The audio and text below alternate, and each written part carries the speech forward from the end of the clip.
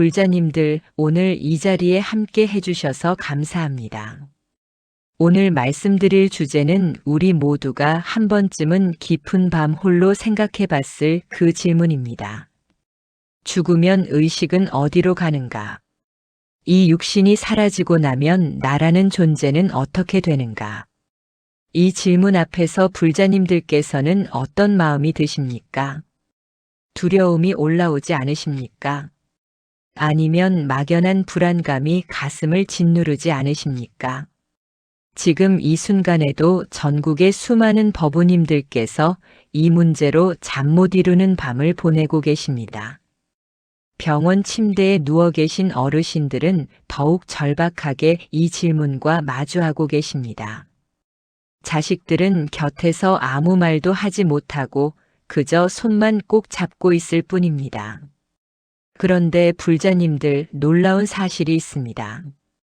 이 질문에 대해 부처님께서는 이미 2500년 전에 명확한 답을 주셨습니다.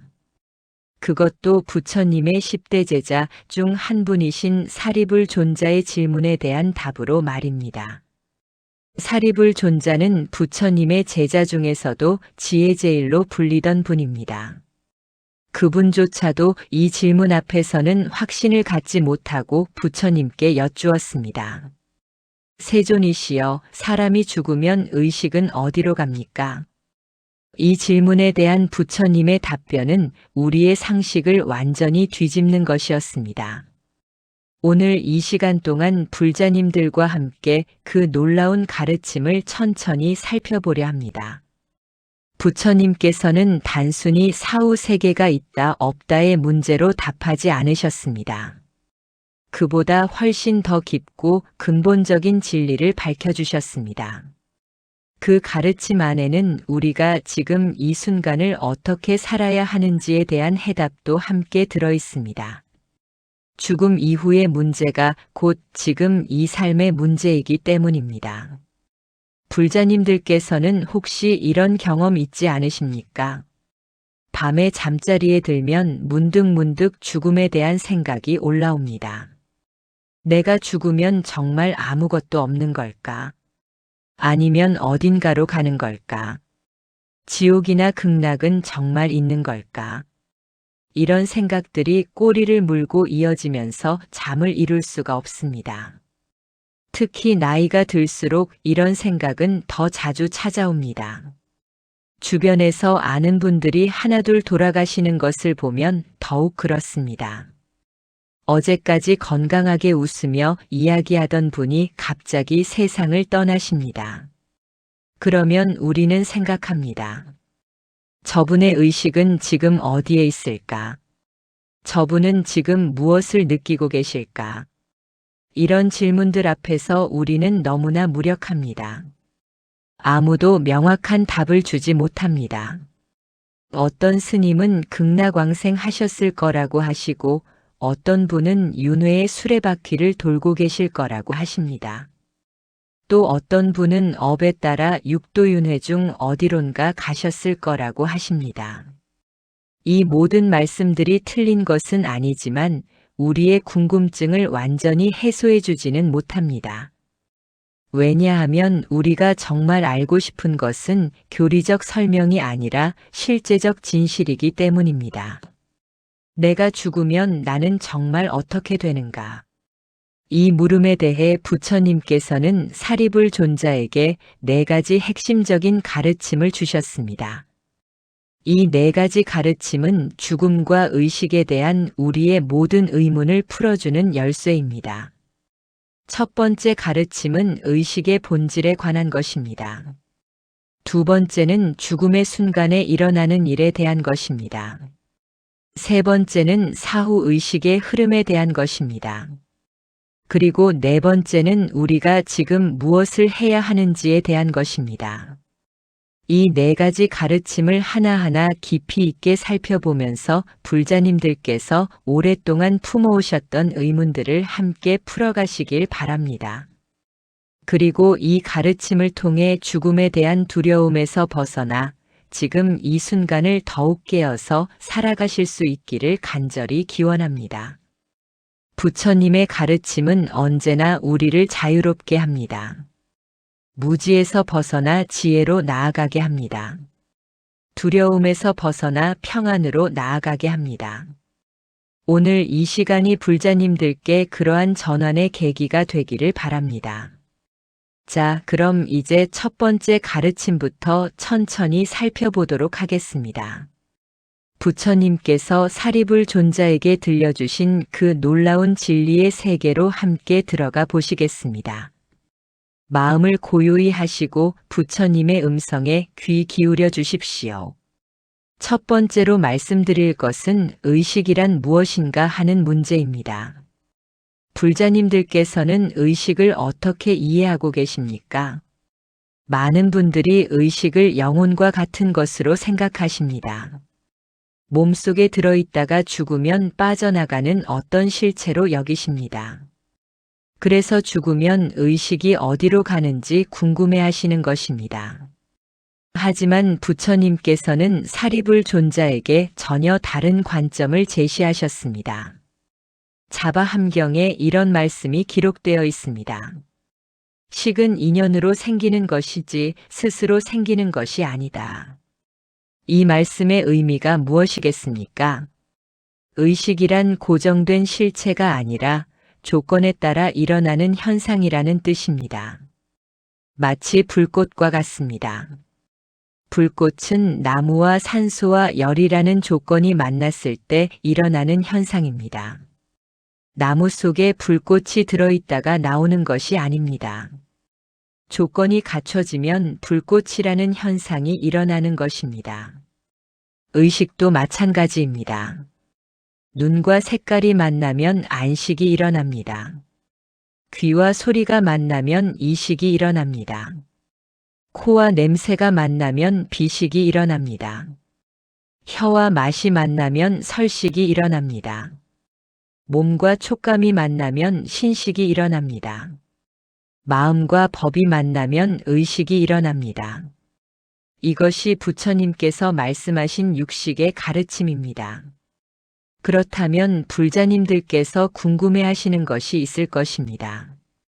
그럼 의식이 조건에 따라 일어나는 현상이라면 죽어서 몸이 사라지면 의식도 완전히 사라지는 것 아닙니까? 그렇다면 윤회는 어떻게 설명됩니까? 바로 이 지점이 매우 중요합니다. 부처님께서는 중화함경에서 이렇게 말씀하셨습니다. 이 식이 저 몸을 버리고 저 몸을 받아 그 사이가 끊어지지 않느니라. 여기서 핵심은 끊어지지 않는다는 것입니다. 어떻게 끊어지지 않습니까? 바로 업의 에너지 때문입니다. 우리가 살아가면서 짓는 모든 업은 에너지로 축적됩니다. 이 업의 에너지는 죽음으로도 소멸되지 않습니다. 마치 파도가 사라져도 물의 움직임은 계속되듯이 말입니다. 이 몸의 감각기관이 사라져도 업의 에너지는 남아 있습니다. 그리고 그 에너지는 다시 새로운 조건을 만나 새로운 의식을 일으킵니다. 이것이 윤회의 비밀입니다. 영원 불변하는 영혼이 떠돌아다니는 것이 아닙니다. 업의 에너지가 끊임없이 새로운 조건을 만나 새로운 현상을 일으키는 것입니다. 불자님들, 이것을 이해하는 것이 매우 중요합니다. 왜냐하면 이 이해가 있어야 죽음에 대한 바른 태도를 가질 수 있기 때문입니다. 만약 의식을 고정된 영혼으로 이해한다면 우리는 그것이 어디로 가는지만 걱정하게 됩니다. 하지만 의식을 업의 에너지가 만들어내는 현상으로 이해한다면 우리는 지금 이 순간 어떤 업을 짓는지에 집중하게 됩니다. 죽어서 어디로 갈까 걱정하는 것이 아니라 지금 무엇을 하고 있는가를 살피게 되는 것입니다. 용수보살께서는 중론에서 이렇게 말씀하셨습니다. 업은 무량겁을 지나도 소멸하지 않고 인연이 화합하면 중생에게 과보를 준다. 이 말씀이 의식의 연속성을 명확하게 설명해 주고 있습니다. 우리가 지금 짓는 모든 업은 에너지로 저장됩니다. 선한 업은 선한 에너지로, 악한 업은 악한 에너지로 축적됩니다. 이 에너지들은 사라지지 않습니다. 죽음을 거쳐서도 계속 이어집니다. 그리고 적절한 조건을 만나면 다시 결과로 나타납니다. 이것이 인과응보의 법칙입니다. 그렇다면 실제로 우리 삶에서 이것을 어떻게 확인할 수 있겠습니까? 불자님들께서도 경험이 있으실 것입니다. 어떤 사람을 처음 만났는데 묘하게 친근감이 느껴지는 경우가 있습니다. 반대로 어떤 사람은 처음 만났는데 왠지 불편한 느낌이 드는 경우도 있습니다. 이것이 바로 전생의 업이 현생의 의식에 영향을 미치는 예입니다. 또한 어떤 아이들은 태어날 때부터 특정 분야에 놀라운 재능을 보입니다. 음악을 한 번도 배운 적이 없는데 피아노를 자연스럽게 칩니다. 그림을 가르쳐 준 적이 없는데 놀라운 그림을 그립니다. 이것도 전생의 업력이 현생에 이어지는 증거입니다. 불자님들께서 지금 가지고 계신 성격, 성향, 재능, 약점 이 모든 것이 실은 무량격 동안 쌓아온 업의 결과입니다. 그래서 화엄경에서는 이렇게 말씀하십니다. 한 티끌 속에 시방 3개가 들어있고 한 생각 속에 3세가 들어있다. 우리의 의식 속에는 과거의 모든 업이 씨앗으로 들어있습니다. 그 씨앗들이 조건을 만나면 싹을 틔우고 꽃을 피우고 열매를 맺습니다. 이것이 의식의 작동 원리입니다. 그렇다면 불자님들께서는 이렇게 물으실 수 있습니다. 그럼 나라는 존재는 도대체 무엇입니까? 고정된 실체가 없다면 누가 윤회합니까? 이것이 바로 무아의 가르침과 윤회의 가르침 사이에서 많은 분들이 혼란스러워 하시는 지점입니다. 부처님께서는 이 질문에 대해 매우 명쾌하게 답하셨습니다. 유전 등의 비유를 들어 설명하셨습니다. 기름등이 밤새 타오릅니다. 새벽의 불꽃은 저녁의 불꽃과 같습니까? 다릅니까? 같지도 않고 다르지도 않습니다. 저녁의 불꽃이 그대로 새벽까지 남아있는 것은 아닙니다. 매 순간 불꽃은 새로 일어납니다. 하지만 완전히 다른 것도 아닙니다. 이전 불꽃의 에너지가 이어져서 다음 불꽃을 일으키기 때문입니다. 우리의 의식도 정확히 이와 같습니다. 매 순간 새로운 의식이 일어나지만 이전 의식의 업력이 이어져서 다음 의식을 일으킵니다. 전생의 내가 그대로 현생의 내가 되는 것은 아닙니다. 하지만 완전히 다른 존재도 아닙니다. 업의 흐름이 이어져 있기 때문입니다. 이것을 이해하시면 윤회와 무아가 모순되지 않는다는 것을 아시게 됩니다. 고정된 자아는 없지만 업의 흐름은 계속됩니다.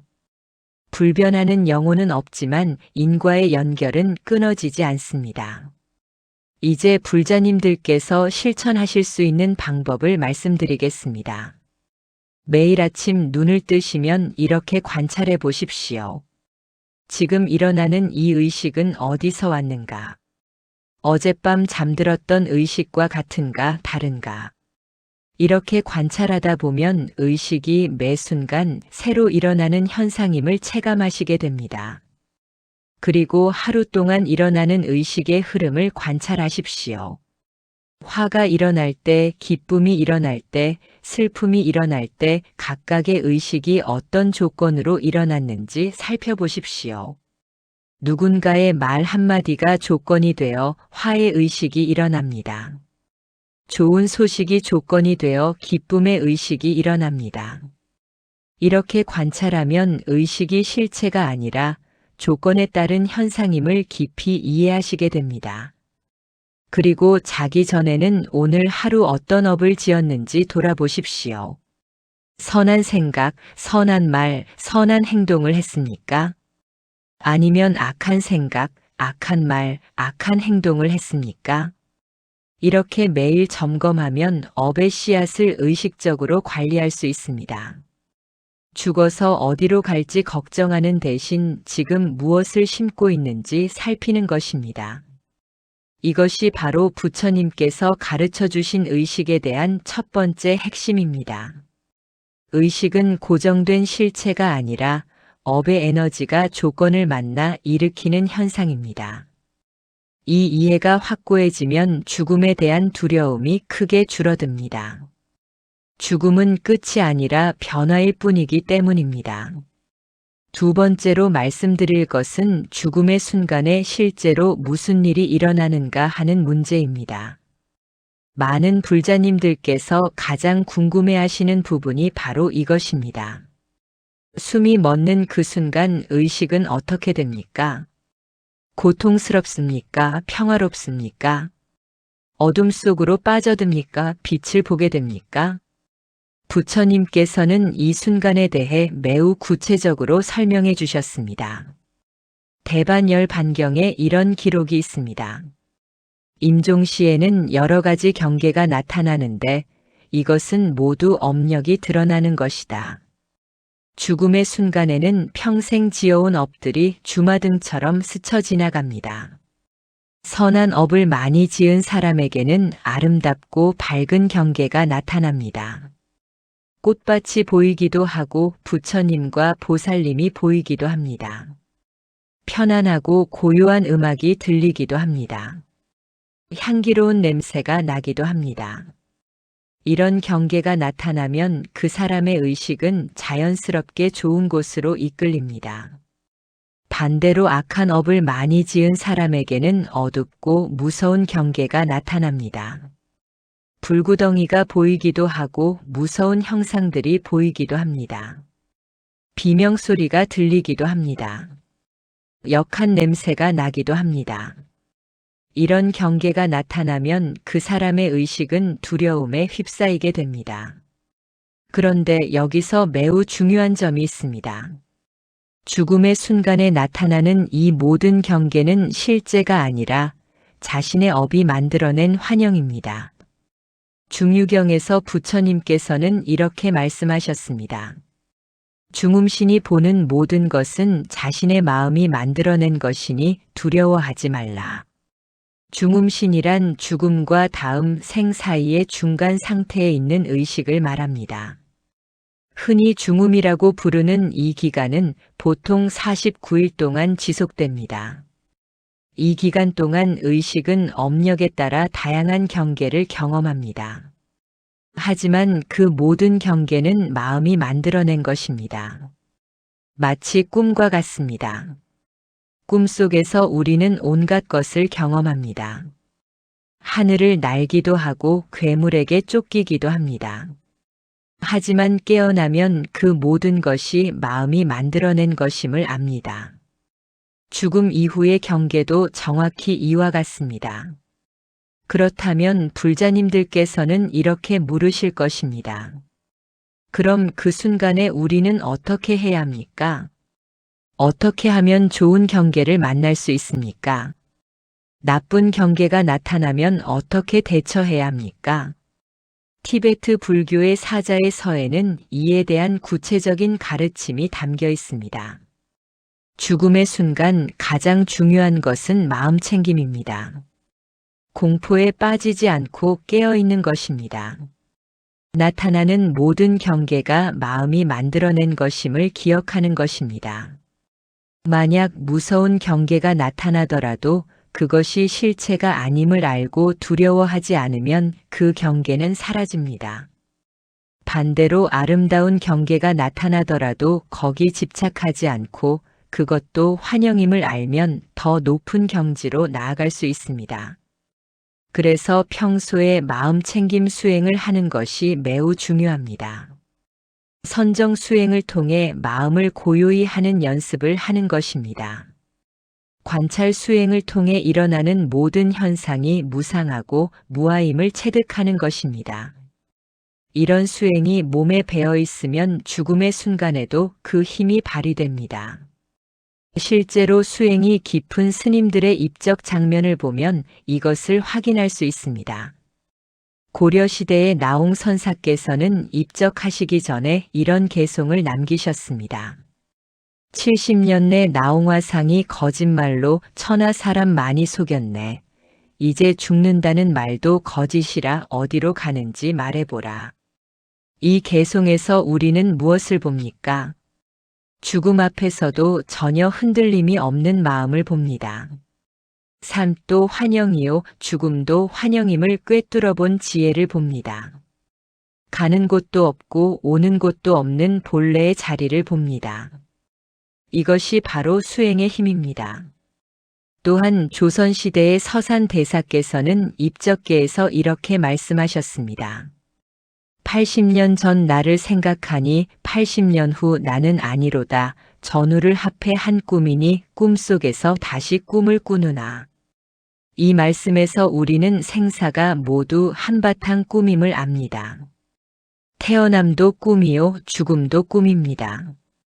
본래 생사가 없는 그 자리를 깨달으면 죽음도 두렵지 않습니다. 하지만 불자님들께서는 이렇게 생각하실 수 있습니다.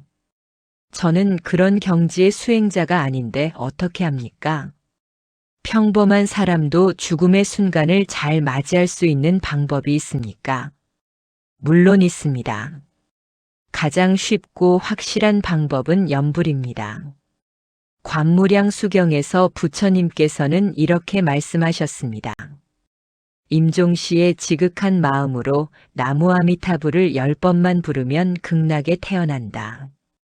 왜 염불이 이렇게 큰 힘을 발휘합니까? 염불은 마음을 한 곳에 모으는 가장 쉬운 방법이기 때문입니다. 나무 아미타불, 나무 아미타불 하고 계속 부르면 마음이 부처님께 모아집니다. 두려운 생각이 일어날 틈이 없습니다. 악한 경계가 나타날 여지가 없습니다. 오직 부처님의 광명만이 의식을 채웁니다. 그래서 정토종에서는 평소에 염불 수행을 강조하는 것입니다. 하루에 10,000번, 100,000번 염불을 하라고 권합니다. 이것이 과장이 아닙니다. 평소에 염불이 몸에 배면 죽음의 순간에도 자연스럽게 염불이 나옵니다. 의식이 흐려져도 염불은 계속됩니다. 그 염불의 힘으로 극락왕생하게 되는 것입니다. 실제로 많은 염불 수행자들이 평화롭게 왕생하는 것을 봅니다. 얼굴에 미소를 띠고 편안하게 숨을 거두십니다. 주변 사람들이 놀라울 정도로 고요하게 가십니다. 이것이 염불의 공덕입니다. 또 다른 방법은 관상입니다. 부처님이나 보살님의 모습을 마음속에 그리는 수행입니다. 아미타불의 황금빛 몸을 관상합니다. 관세음 보살의 자비로운 모습을 관상합니다.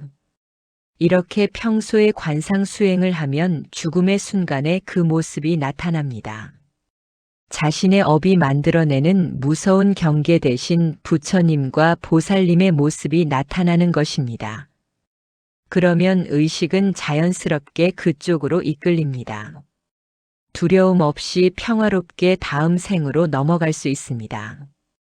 불자님들께서는 지금부터라도 이런 수행을 시작하시기 바랍니다. 매일 아침 저녁으로 염불을 하십시오.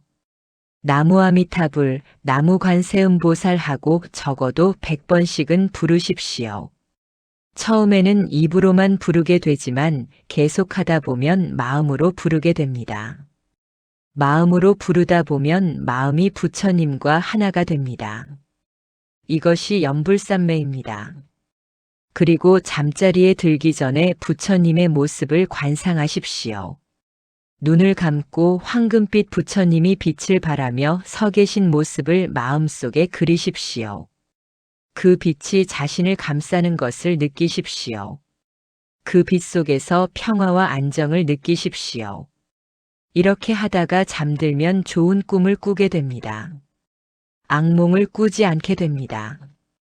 이것이 평소에 작은 죽음인 수면에서도 효과가 있다면 실제 죽음의 순간에는 얼마나 큰 힘을 발휘하겠습니까?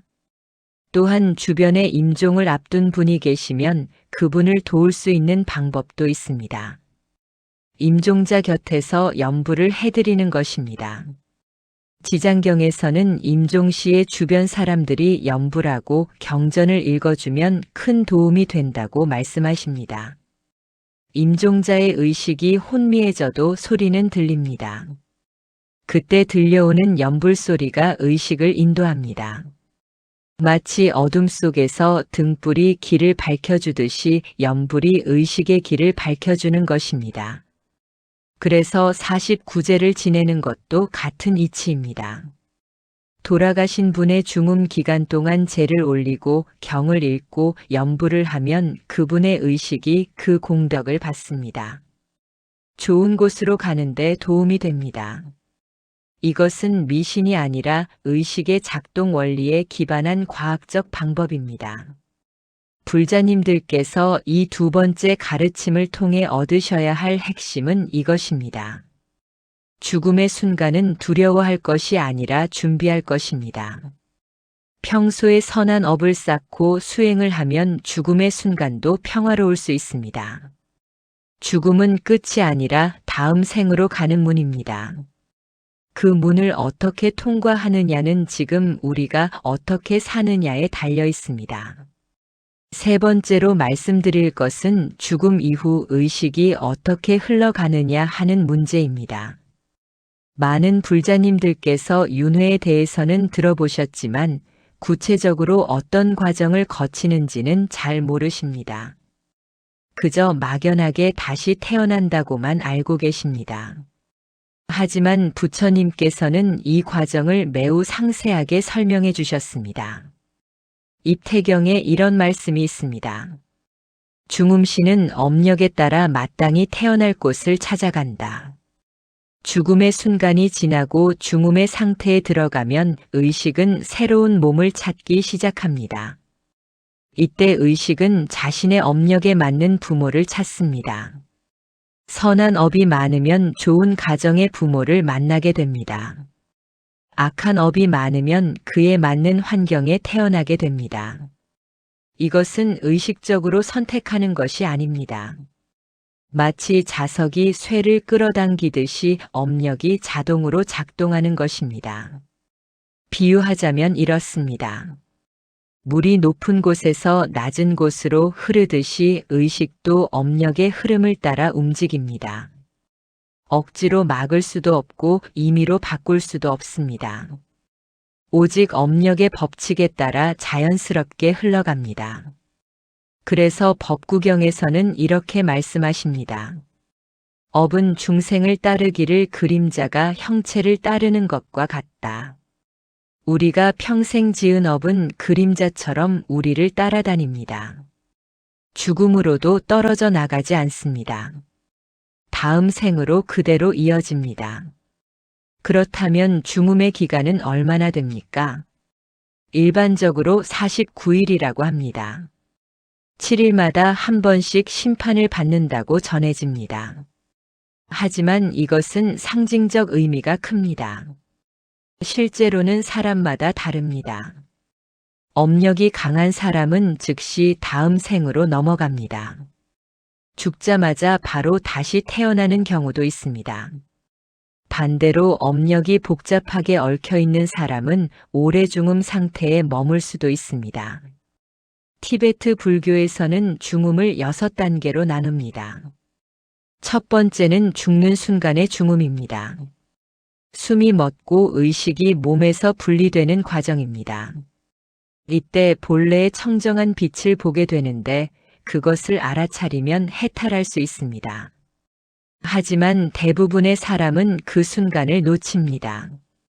너무 빨리 지나가고 평소에 수행이 없으면 알아차릴 수가 없기 때문입니다. 두 번째는 법성의 중음입니다. 다양한 빛과 소리가 나타나는 단계입니다. 평화로운 신들과 분노하는 신들이 차례로 나타납니다. 하지만 이 모든 것이 자신의 마음이 만들어낸 것임을 알면 해탈할 수 있습니다. 세 번째는 생사의 중음입니다. 다음에 태어날 곳을 찾아다니는 단계입니다. 이때 6가지 빛이 나타나는데 그것이 육도의 입구입니다. 천상의 흰빛, 아수라의 초록빛, 인간의 노란빛, 축생의 푸른빛, 아귀의 붉은빛, 지옥의 검은 연기. 자신의 업력에 따라 어느 한 빛이 특별히 강하게 보입니다. 그쪽으로 끌려가게 되면 그곳에 태어나게 됩니다. 불자님들께서는 이렇게 물으실 수 있습니다. 그럼 우리는 어떻게 해야 합니까? 중음 상태에서 좋은 선택을 할 수 있는 방법이 있습니까?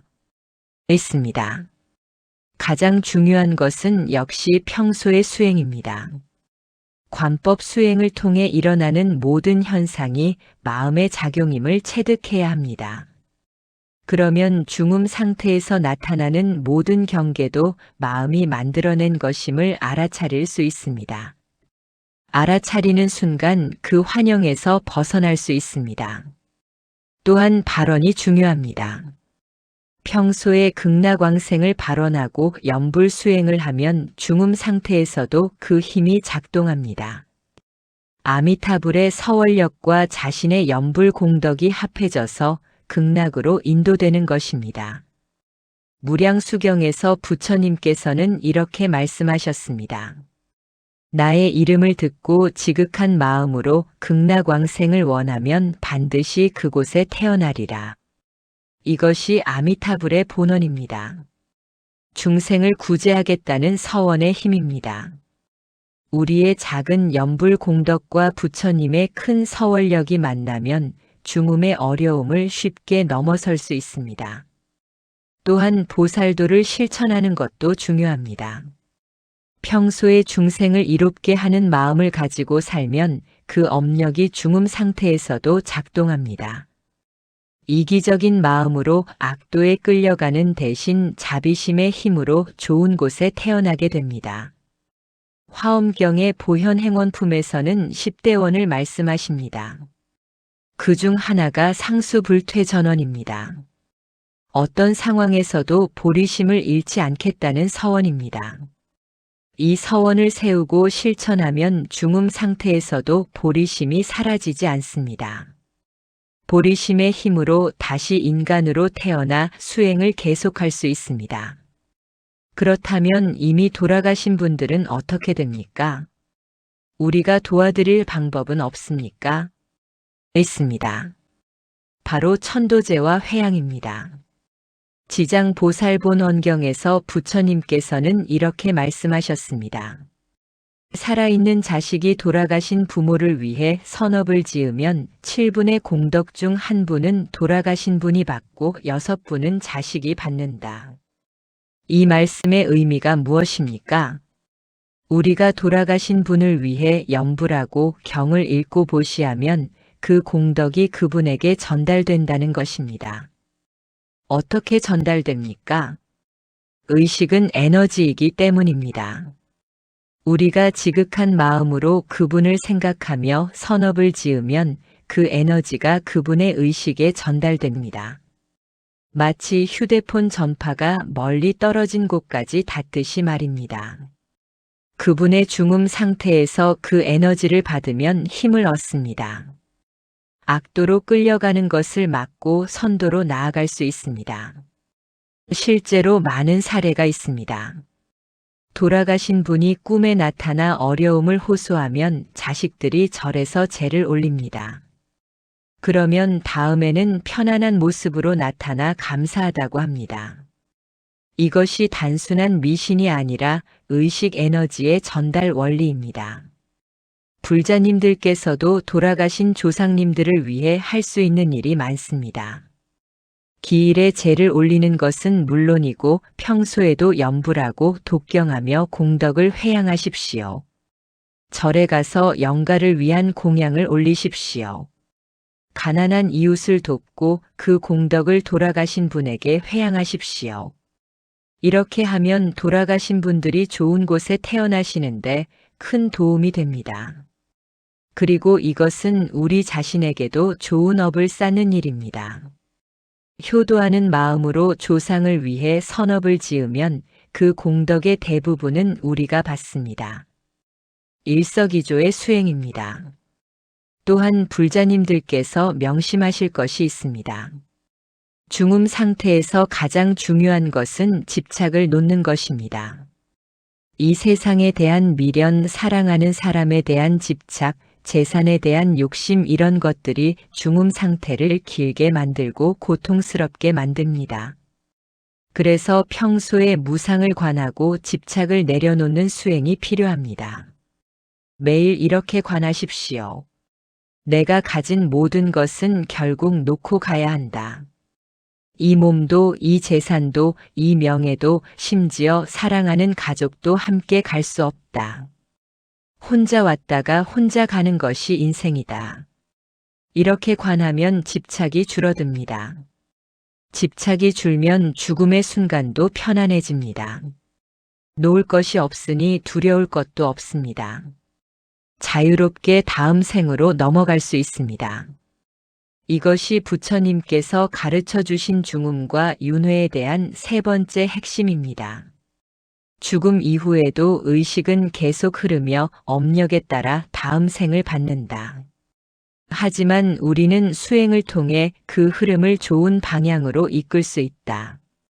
네 번째로 말씀드릴 것은 그렇다면 우리가 지금 무엇을 해야 하는가 하는 문제입니다. 이것이 가장 중요한 핵심입니다. 죽음과 의식에 대해 아는 것만으로는 충분하지 않습니다. 그 알을 실천으로 옮겨야 합니다. 부처님께서는 열반경에서 이렇게 말씀하셨습니다. 모든 악을 짓지 말고 모든 선을 받들어 행하며 스스로 그 뜻을 깨끗이 하라. 이것이 모든 부처님의 가르침이다. 이 말씀이 모든 것을 요약하고 있습니다. 악을 짓지 않고 선을 행하며 마음을 깨끗이 하는 것. 이것이 좋은 죽음을 맞이하고 좋은 다음 생을 받는 비결입니다. 그렇다면 구체적으로 어떻게 실천해야 합니까? 첫째, 5계를 지키는 것입니다. 불살생, 불투도, 불사음, 불망어, 불음주. 이 5가지 계율은 불자의 기본입니다. 이것을 지키는 것만으로도 악도에 떨어지지 않습니다. 최소한 인간이나 천상에 태어날 수 있습니다. 불살생계는 생명을 함부로 해치지 않는 것입니다. 벌레 한 마리도 함부로 죽이지 않습니다. 고기를 먹더라도 최소한으로 하고 감사하는 마음을 갖습니다. 가능하면 채식을 하는 것이 좋습니다. 불투독에는 남의 것을 훔치지 않는 것입니다. 물건뿐만 아니라 시간, 명예, 신용 등 모든 것을 포함합니다. 정당하지 않은 방법으로 이익을 취하지 않습니다. 불싸움계는 부정한 음행을 하지 않는 것입니다. 부부 외의 관계를 갖지 않습니다. 음란한 생각과 말과 행동을 멀리합니다. 불망어계는 거짓말을 하지 않는 것입니다. 남을 속이거나 해치는 말을 하지 않습니다. 진실하고 유익한 말만 합니다. 불음주계는 술을 마시지 않는 것입니다. 술은 다른 계율을 어기게 만드는 원인이 되기 때문입니다. 정신을 흐리게 하는 모든 것을 멀리합니다. 이 5가지 계율을 지키는 것이 선업을 짓는 첫걸음입니다. 둘째, 육바라밀을 실천하는 것입니다. 보시, 지계, 인욕, 정진, 선정, 지혜. 이 6가지는 보살의 수행입니다. 보시는 자신의 것을 나누는 것입니다. 재물을 보시하고 법을 보시하고 두려움 없음을 보시합니다. 자신이 가진 것을 아낌없이 나누면 그 공덕이 쌓입니다. 지계는 계율을 지키는 것입니다. 위에서 말한 5계뿐만 아니라 더 높은 계율도 포함됩니다. 몸과 입과 뜻으로 청정하게 사는 것입니다.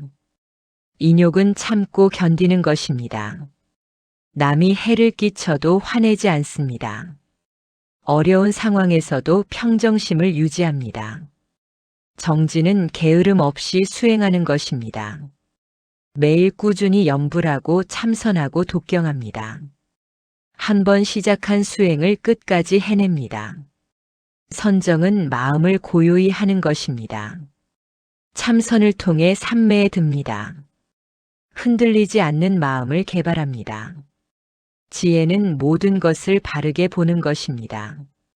무상, 무아, 연기의 진리를 깨닫습니다. 집착에서 벗어나 자유로워집니다. 이 육바라미를 실천하면 보살의 길을 가는 것입니다. 그러면 죽음 이후에도 좋은 곳에 태어나 계속 수행할 수 있습니다. 셋째, 사홍서원을 세우는 것입니다. 중생무변서원도 번뇌무진서원단, 법문무량서원학, 불도무상서원성. 중생이 한량 없으니 다 제도하기를 서원하고 번뇌가 다함이 없으니 다 끊기를 서원하고 법문이 한량 없으니 다 배우기를 서원하고 불도가 위없으니 이루기를 서원한다. 이 네 가지 서원은 대승불교의 핵심입니다. 자신만의 해탈이 아니라 모든 중생과 함께 성불하겠다는 서원입니다. 이 서원을 세우고 실천하면 어떤 상황에서도 보리심을 잃지 않습니다. 죽음의 순간에도 중음 상태에서도 다음 생에서도 이 서원이 이어집니다. 그래서 생생세세 부처님의 길을 걸어갈 수 있습니다. 매일 아침 이 서원을 외우십시오. 그리고 하루 동안 이 서원대로 살려고 노력하십시오. 중생을 만나면 그들을 어떻게 도울까 생각하십시오. 번뇌가 일어나면 그것을 알아차리고 끊으려 노력하십시오. 법문을 들을 기회가 있으면 놓치지 마시고 배우십시오. 불도를 향한 마음을 한시도 잊지 마십시오. 넷째, 회양하는 습관을 들이는 것입니다. 무엇을 하든 그 공덕을 자신만을 위해 쌓지 마십시오. 모든 중생과 함께 나누십시오. 염불을 했으면 그 공덕을 일체 중생에게 회양하십시오. 독경을 했으면 그 공덕을 법계에 회양하십시오. 보시를 했으면 그 공덕을 무상보리에 회양하십시오. 화엄경에서는 이렇게 말씀하십니다. 보살이 선근을 회양할 때는 일체 중생이 함께 무상보리를 이루기를 원한다. 회양의 공덕은 엄청납니다. 자신만을 위해 공덕을 쌓으면 그 공덕은 제한적입니다. 하지만 일체 중생을 위해 회양하면 그 공덕이 무한히 커집니다. 바닷물 한 방울을 바다에 떨어뜨리면 바다가 마르지 않는 한 그 물방울도 마르지 않습니다. 회양도 마찬가지입니다. 자신의 작은 공덕을 법계에 회양하면 그것이 무량한 공덕이 됩니다. 그 공덕은 우리가 죽어서도 사라지지 않고 다음 생으로 이어집니다. 다섯째, 정토왕생을 발언하는 것입니다. 아미타경에서 부처님께서는 극락세계를 자세히 설명하셨습니다. 거기서는 고통이 없고 즐거움만 있습니다. 사람들은 모두 금색 몸을 가지고 있습니다. 먹고 싶으면 음식이 저절로 나타나고 입고 싶으면 옷이 저절로 생깁니다. 아름다운 새들이 법을 설하고 바람이 불면 나무들이 법을 노래합니다. 거기서는 수행하기가 매우 쉽습니다. 악한 업을 지을 환경이 없고 선한 업만 짓게 됩니다. 그래서 빠르게 깨달음을 얻을 수 있습니다. 이런 극락세계에 태어나려면 어떻게 해야 합니까? 아미타경에서는 세 가지를 말씀하십니다. 일심불란하게 아미타불을 염하고 선근을 쌓고 극락왕생을 발언하는 것입니다. 이 세 가지를 갖추면 반드시 극락에 태어난다고 부처님께서 보증하셨습니다. 특히 임종시에 마음이 어지럽지 않고 일심으로 아미타불을 염하면 반드시 왕생합니다. 그래서 평소에 염불 수행을 열심히 해야 하는 것입니다. 하루에 10,000번, 10만 번 염불하는 것이 과장이 아닙니다. 평소에 그렇게 하면 임종시에 자연스럽게 염불이 나옵니다. 의식이 혼미해져도 염불은 계속됩니다. 그 염불의 힘으로 극락왕생하게 되는 것입니다. 여섯째, 지금 이 순간을 깨어서 사는 것입니다. 금강경에서 부처님께서는 이렇게 말씀하셨습니다. 과거심도 얻을 수 없고 현재심도 얻을 수 없고 미래심도 얻을 수 없다. 과거는 이미 지나갔고 미래는 아직 오지 않았습니다. 오직 현재만이 있습니다. 그런데 그 현재마저도 순간순간 변합니다. 고정된 것이 없습니다. 그렇다면 우리는 어떻게 살아야 합니까? 지금 이 순간에 깨어 있어야 합니다. 과거를 후회하거나 미래를 걱정하지 말고 지금 이 순간에 집중해야 합니다. 지금 하고 있는 일에 온전히 집중하십시오. 밥을 먹을 때는 밥 먹는 것에만 집중하십시오. 걸을 때는 걷는 것에만 집중하십시오. 일할 때는 일에만 집중하십시오. 이것이 바로 마음 챙김입니다. 평소에 이렇게 살면 죽음의 순간에도 깨어 있을 수 있습니다. 공포에 빠지지 않고 냉정하게 상황을 관찰할 수 있습니다. 나타나는 경계가 마음이 만들어낸 것임을 알아차릴 수 있습니다. 일곱째, 자비심을 개발하는 것입니다.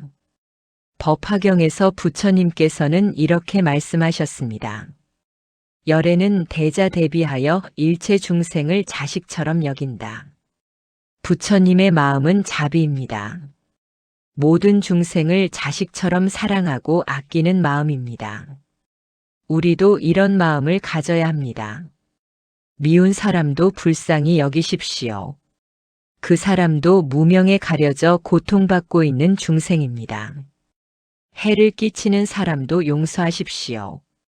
그 사람도 업의 굴레에 얽혀 어쩔 수 없이 그러는 것입니다. 이렇게 자비심을 가지면 원한이 쌓이지 않습니다. 원한이 없으면 악업도 줄어듭니다. 악업이 줄면 죽어서도 좋은 곳에 갑니다. 자비심은 가장 강력한 보호막입니다. 관세음보살께서 일체 중생을 구제하시는 힘도 자비심에서 나옵니다. 우리도 관세음보살처럼 자비로운 마음을 가지면 어떤 어려움에서도 보호받을 수 있습니다. 여덟째, 감사하는 마음을 가지는 것입니다.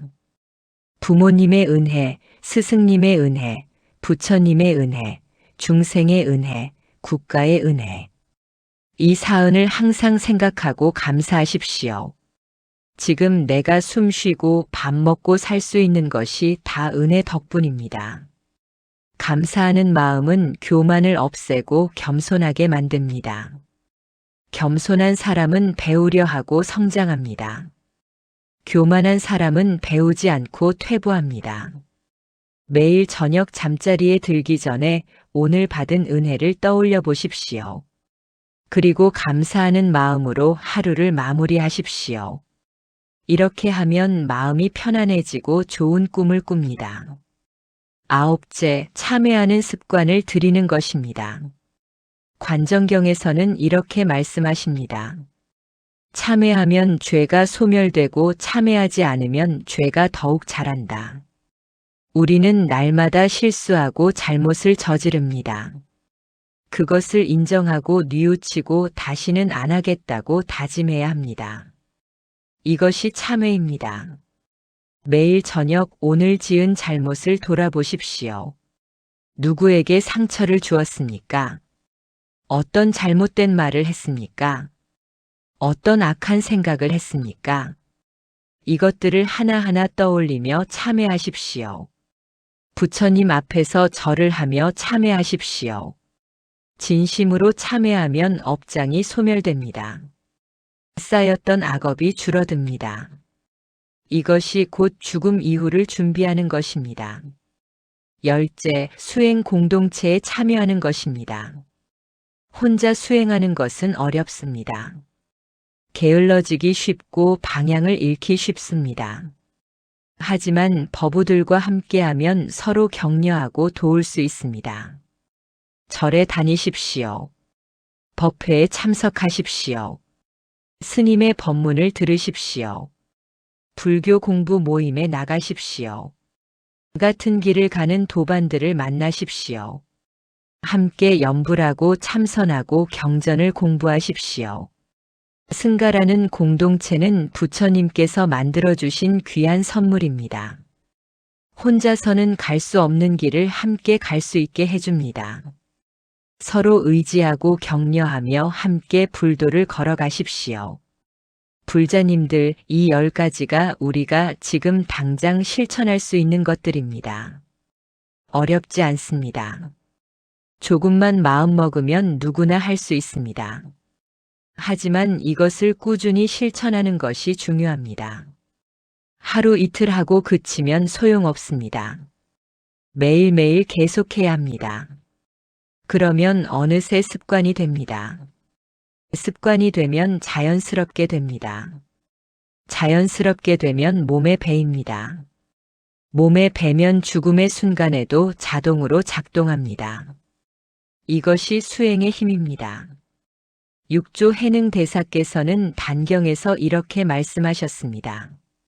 선도 닦지 말고 악도 짓지 말며 청정하여 집착이 없으면 이것이 곧 서방이다. 극락은 멀리 있지 않습니다. 바로 우리 마음속에 있습니다. 지금 이 순간 청정하고 집착이 없으면 그것이 곧 극락입니다. 죽어서 가는 극락도 좋지만 살아서 누리는 극락이 더 좋지 않습니까? 지금 이 순간을 극락으로 만드십시오. 악을 짓지 않고 선을 행하며 마음을 깨끗이 하면 지금이 곧 극락입니다. 그리고 이렇게 사는 사람은 죽어서도 당연히 극락에 갑니다. 지금 극락에 사는 사람이 죽어서 지옥에 갈 리가 없습니다. 이것이 부처님께서 가르쳐 주신 4번째 핵심입니다. 죽음을 준비하는 최선의 방법은 지금 이 순간을 바르게 사는 것이다. 불자님들, 오늘 긴 시간 동안 함께 해주셔서 감사합니다. 사리불 존자가 부처님께 여쭈었던 그 질문, 죽으면 의식은 어디로 가는가? 이 질문에 대한 부처님의 답변을 4가지로 나누어 살펴보았습니다. 첫째, 의식은 고정된 실체가 아니라 업의 에너지가 조건을 만나 일으키는 현상입니다. 영원 불변하는 영혼이 있어서 떠돌아다니는 것이 아닙니다. 매 순간 새로운 의식이 일어나지만 업의 흐름은 끊어지지 않고 이어집니다. 둘째, 죽음의 순간에는 평생 지어온 업들이 다양한 경계로 나타납니다. 선한 업이 많으면 아름답고 밝은 경계가 나타나고 악한 업이 많으면 어둡고 무서운 경계가 나타납니다. 하지만 그 모든 경계는 마음이 만들어낸 것이니 두려워하지 말고 알아차려야 합니다. 셋째, 죽음 이후 의식은 중음 상태를 거쳐 업력에 따라 다음 생을 받습니다. 고정된 자아가 윤회하는 것이 아니라 업의 에너지가 새로운 조건을 만나 새로운 생을 일으킵니다. 우리는 수행과 발언을 통해 이 과정을 좋은 방향으로 이끌 수 있습니다. 넷째, 죽음을 준비하는 최선의 방법은 지금 이 순간을 바르게 사는 것입니다. 5계를 지키고 육바라밀을 실천하며 사홍서원을 세우고 회양하고 극락왕생을 발언하고 마음챙김하고 자비심을 개발하고 감사하고 참회하고 수행 공동체에 참여하는 것. 이것들이 우리가 지금 할 수 있는 최선입니다. 불자님들께서 오늘 이 말씀을 듣고 무엇을 느끼셨는지 모르겠습니다. 혹시 죽음에 대한 두려움이 조금이라도 줄어들었습니까? 의식의 연속성에 대해 이해가 깊어졌습니까? 지금 무엇을 해야 할지 방향이 보이십니까? 만약 그렇다면 이 시간이 의미 있었던 것입니다. 하지만 듣기만 해서는 소용없습니다. 실천해야 합니다. 오늘 들은 이야기를 마음속 깊이 새기시고 내일부터 실천에 옮기시기 바랍니다. 매일 아침 일어나서 부처님께 삼배를 올리십시오. 5계를 지키겠다고 다짐하십시오. 사홍서원을 외우십시오. 하루 동안 최소한 1000번은 염불하십시오. 저녁에는 하루를 돌아보며 참회하십시오. 공덕을 일체 중생에게 회양하십시오. 이렇게 매일 꾸준히 하면 1년 후에는 완전히 다른 사람이 되어 있을 것입니다. 마음이 평화로워지고 두려움이 사라질 것입니다. 죽음도 더 이상 무섭지 않을 것입니다. 왜냐하면 준비가 되어 있기 때문입니다. 부처님께서 열반에 드시기 전에 마지막으로 하신 말씀을 기억하십니까? 모든 것은 무상하니 게으르지 말고 정진하라. 우리에게 남은 시간이 얼마나 되는지 아무도 모릅니다. 내일이 올지도 모릅니다. 오늘이 마지막 날일 수도 있습니다.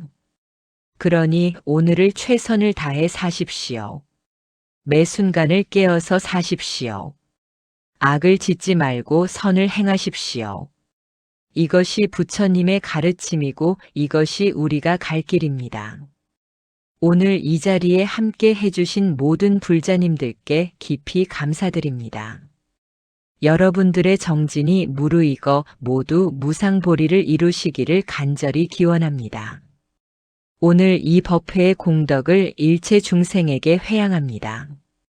모든 중생이 고통에서 벗어나 행복하기를 빕니다. 모든 중생이 지혜를 얻어 깨달음을 이루기를 빕니다. 모든 중생이 함께 극락왕생하기를 빕니다.